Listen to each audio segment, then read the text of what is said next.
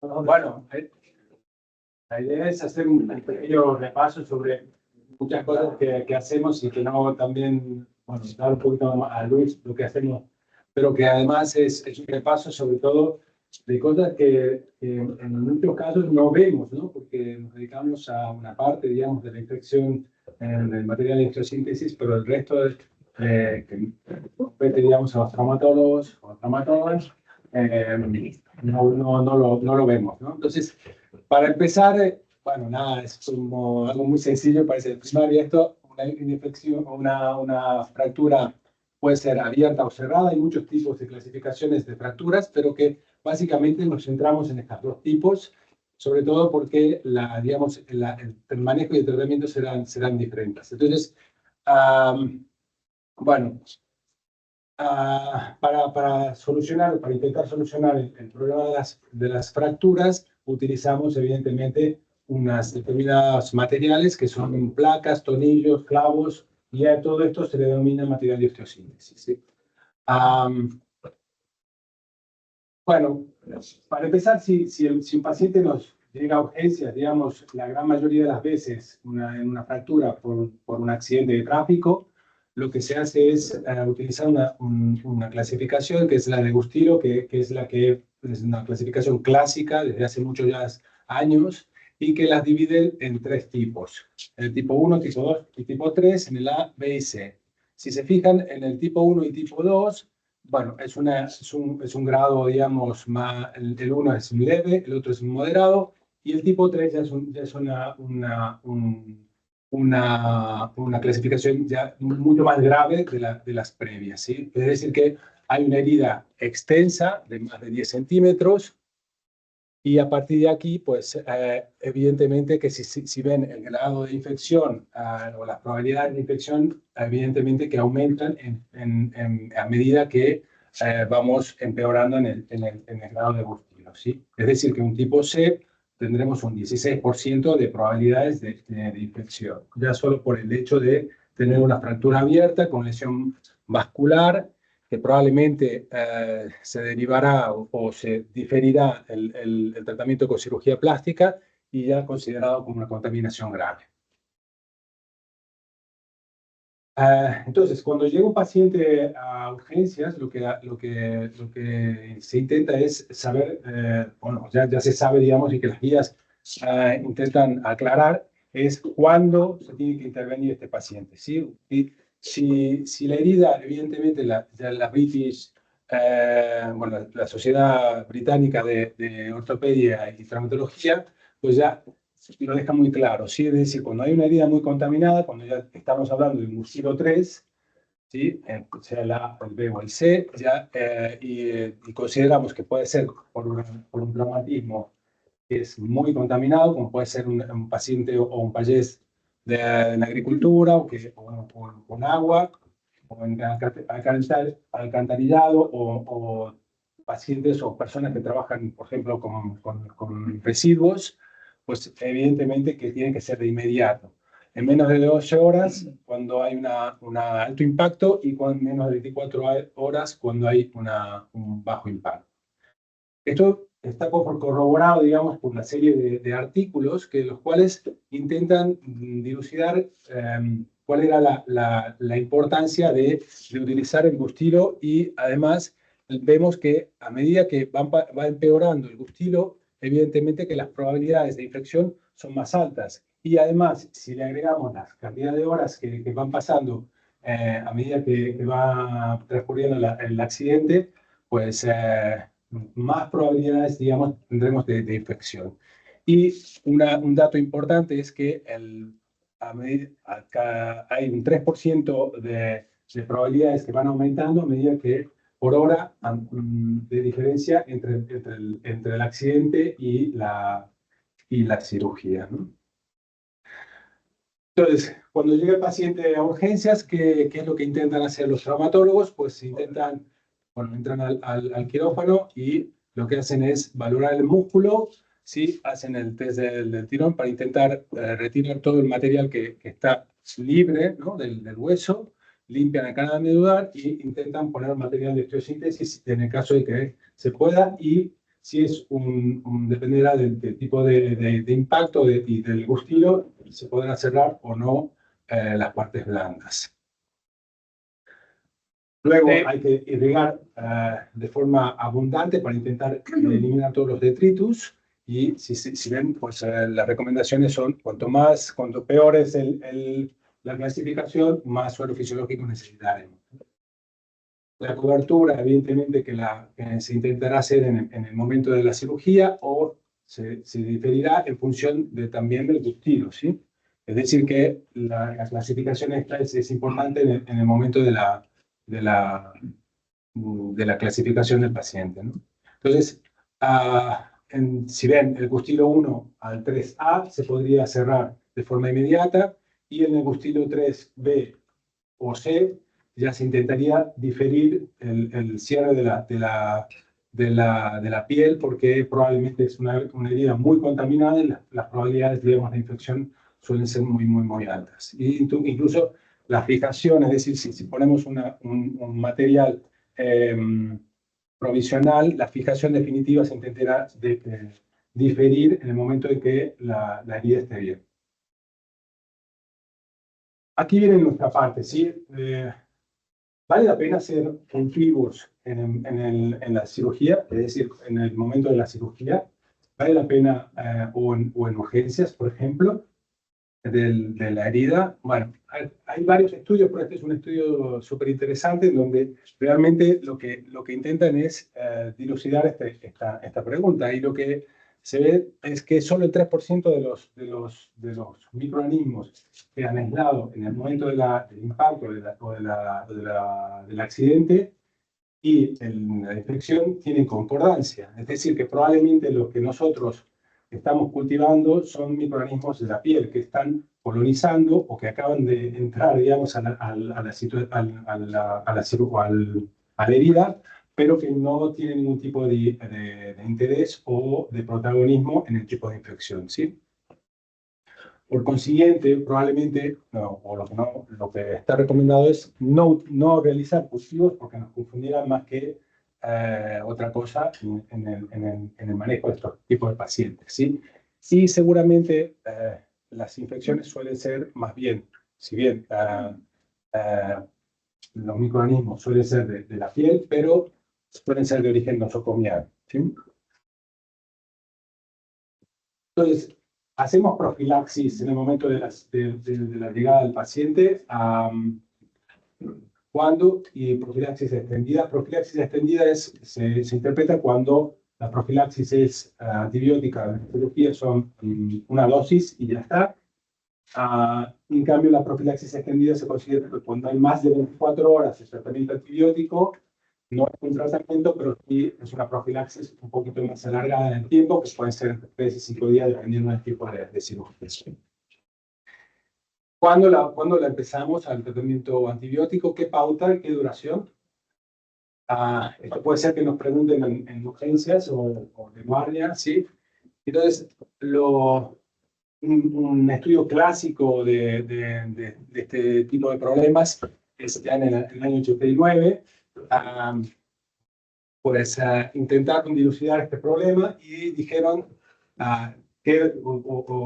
concluyen de que si en menos de 3 horas ya iniciamos el tratamiento antibiótico, las probabilidades de infecciones son menores, ¿sí? Y uno de los temas es, podemos empezar, por ejemplo, el SEM puede empezar un tratamiento antibiótico en el momento de que ve una fractura abierta. Probablemente, digamos, esto será en un futuro, y que igual sí que podría evitar o prevenir algún tipo de infecciones el empezar un tratamiento antibiótico lo antes posible para un paciente, por ejemplo, con un gustilo 3, ¿no? ¿Qué pauta? Esto también fue muy discutido, y lo que sí que está claro es que hay que hacer una cobertura para el tratamiento para cocos gram positivos, y cuando empezar un tratamiento para bacilos gram negativos, cuando tenemos un gustilo 3, ¿sí? Es decir, cuando tenemos una superficie grande y la contaminación es grave. ¿Con qué tratamiento? Con cefazolina en el caso del gustillo 1, 2 y en el 3, y en el gustillo 3, cefazolina más gentamicina, Y cuando plantearemos metronidazol, pues cuando tengamos un paciente, por ejemplo, de lo que hablábamos, ¿no? De contaminación muy grave, que puede ser que trabaje con residuos, o sea, que pensemos en anaerobios, ¿no? En agricultura, por ejemplo, ¿sí?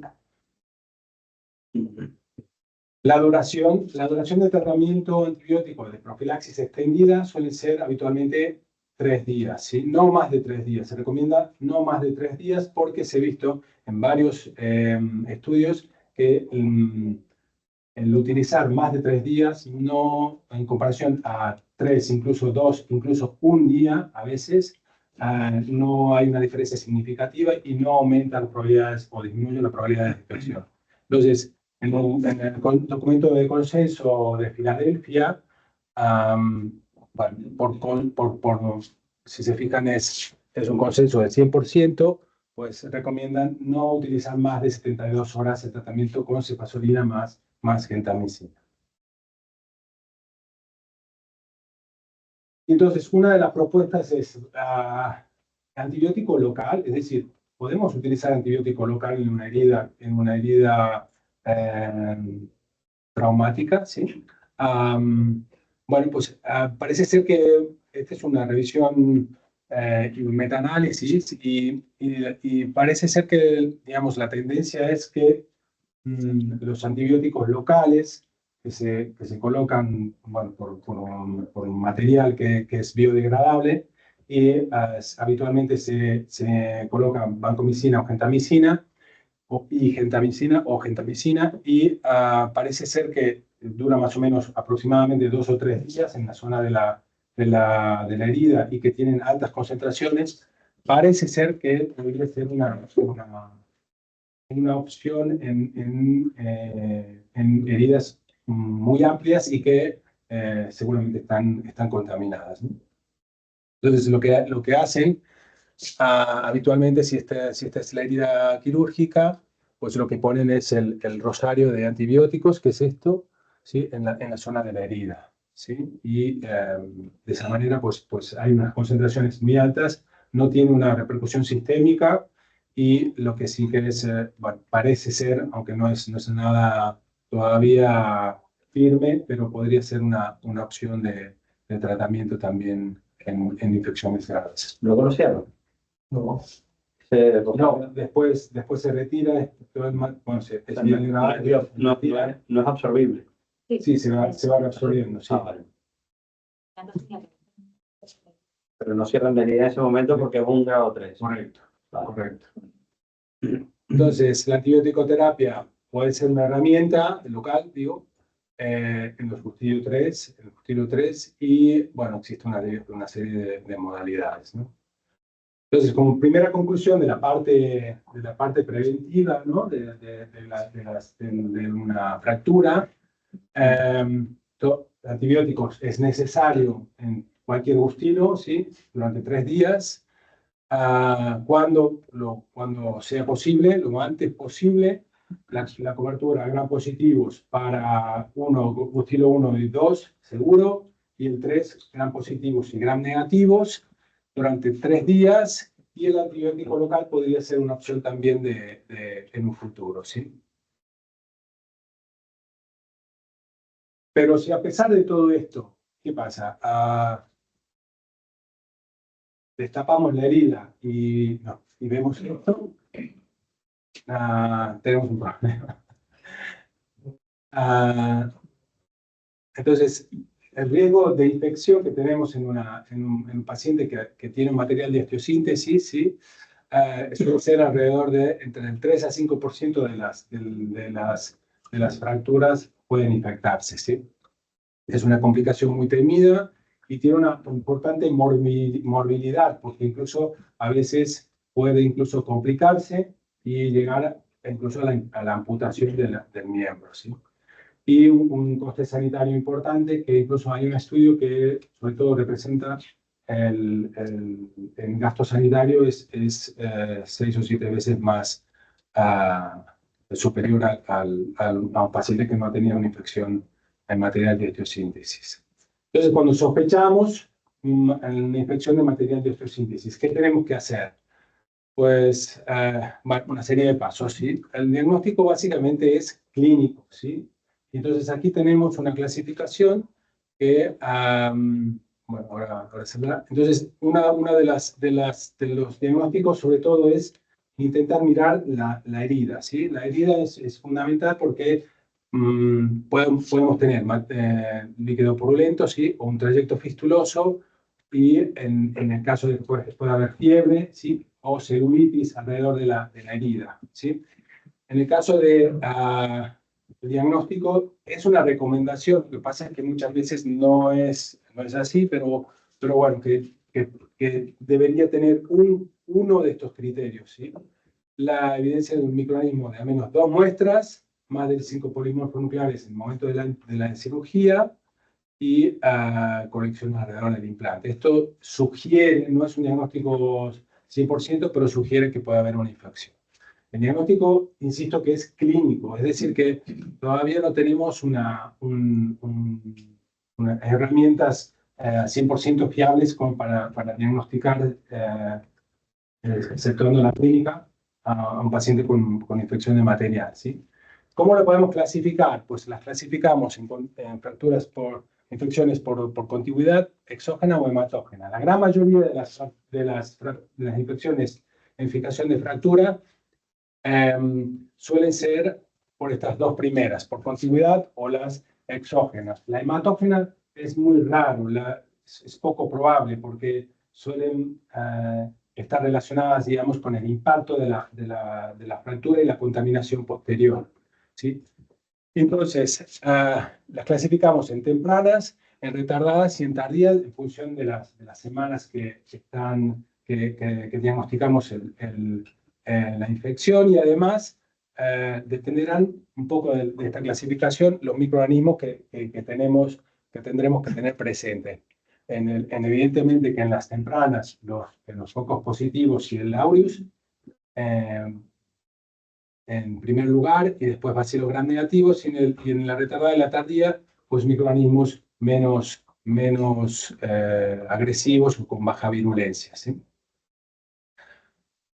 Bueno, en el diagnóstico clínico, las infecciones tempranas suele haber signos inflamatorios, sobre todo herida quirúrgica, ¿no? Es decir, que puede haber fiebre o edema, supuración, signos inflamatorios, ¿sí?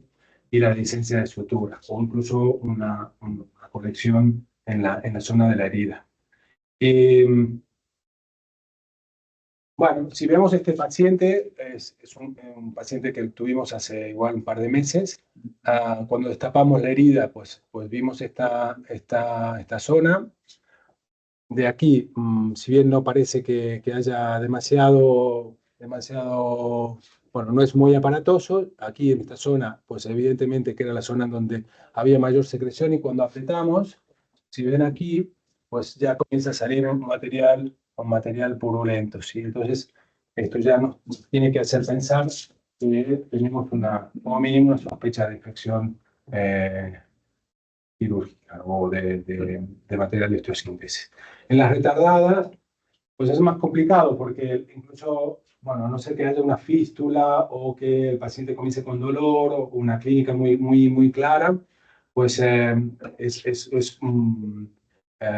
muchas veces es más difícil por el hecho de que son microorganismos de baja virulencia y que pueden estar años con este material de osteosíntesis y después puede aparecer la infección, ¿sí?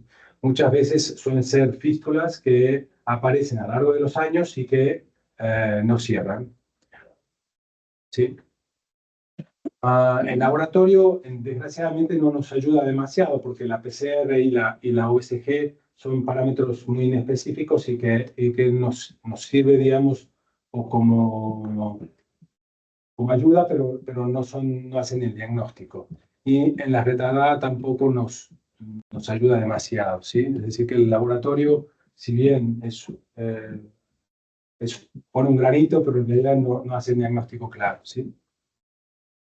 El diagnóstico por imagen, cuando sospechamos una infección, siempre tenemos que solicitar una radiografía del hueso, ¿sí? Habitualmente suele ser en las extremidades inferiores, y veremos si han pasado alrededor de más de 2 semanas, puede haber algún tipo de imagen en la radiografía que nos pueda ayudar, ¿sí? La ecografía solamente nos utilizaremos en colecciones. El TAC sí que nos podría ayudar sobre todo para detectar necrosis. La resonancia magnética, sobre todo para partes blandas. Y sobre todo ahora últimamente estamos utilizando el SPECT-S, ¿sí? Es decir, que el SPECT-S es una técnica que ayuda bastante, sobre todo en pacientes no en la infección temprana, porque la infección temprana son menos de 2 semanas, pero sí en las tardías, y el SPECT-S se recomienda cuando han pasado más de 3 meses, lo ideal, y si ha pasado más de 1 año, perfecto, porque tiene una mayor sensibilidad y sobre todo especificidad en cuanto a infecciones. La microbiología, ¿qué tenemos que tener presente en este tipo de pacientes? Si el paciente ha estado tomando antibióticos en una infección crónica, por ejemplo, que le ha dado algún otro médico que no sospechaba la infección en el material de osteosíntesis, que ya pasa esto, pues debemos suspenderlo e intentar dar un margen o una ventana antibiótica de 2 semanas para intentar coger cultivos, ¿sí? Se recomienda mínimo de 3 muestras para que sea significativo, ¿sí? No hay que realizar frotis porque son muestras que no tienen ningún valor y que no representan lo que puede estar pasando a nivel del material de osteosíntesis. Las muestras ideales son las biopsias, ¿sí? Biopsias de hueso, de tejidos, periprotésicas o material de osteosíntesis. Y la histología, sobre todo, nos servirá muchas veces para diferenciar sobre infección o otros diagnósticos no infecciosos. ¿Cuáles son los microorganismos que tenemos que tener presentes? Es decir, en una infección de material de osteosíntesis,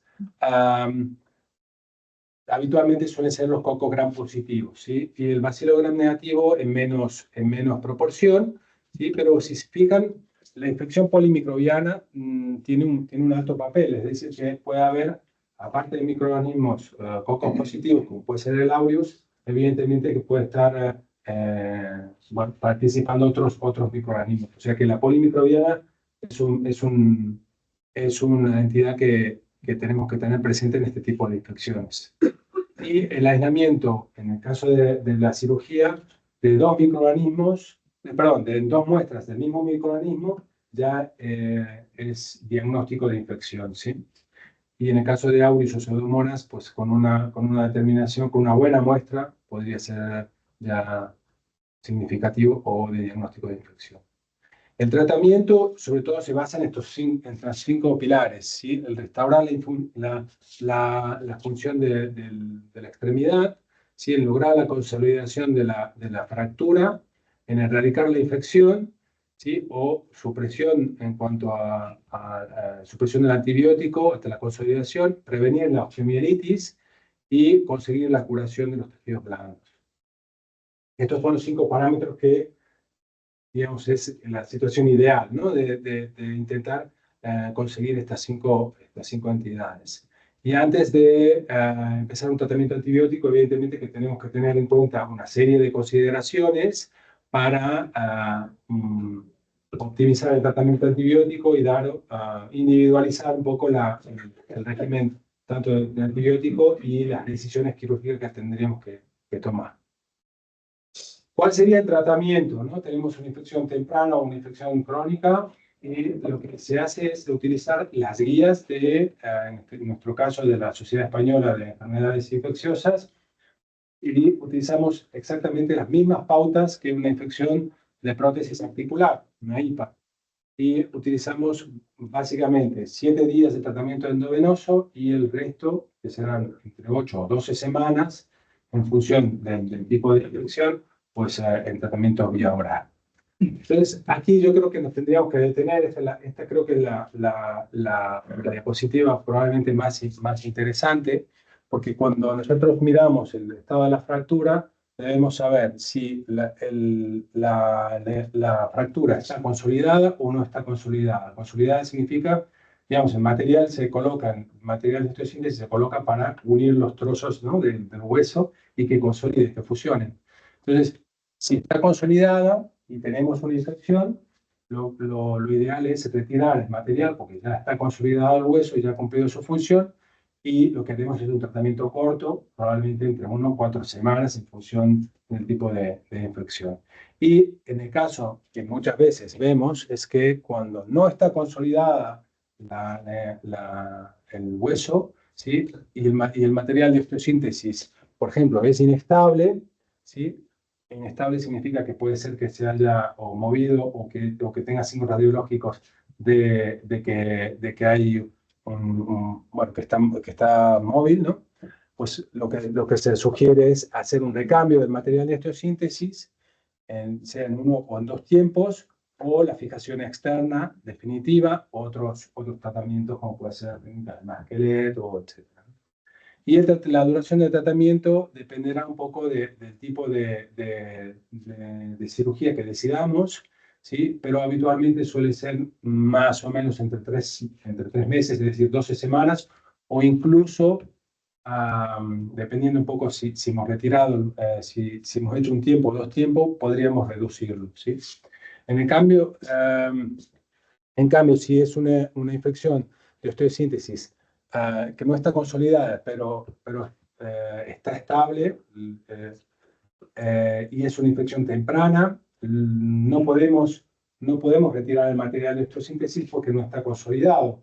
Incluso al ser temprana, pues evidentemente que teóricamente el biofilm, no hay demasiado tiempo porque son menos de 2 semanas como para que haya un biofilm ya establecido, ¿no?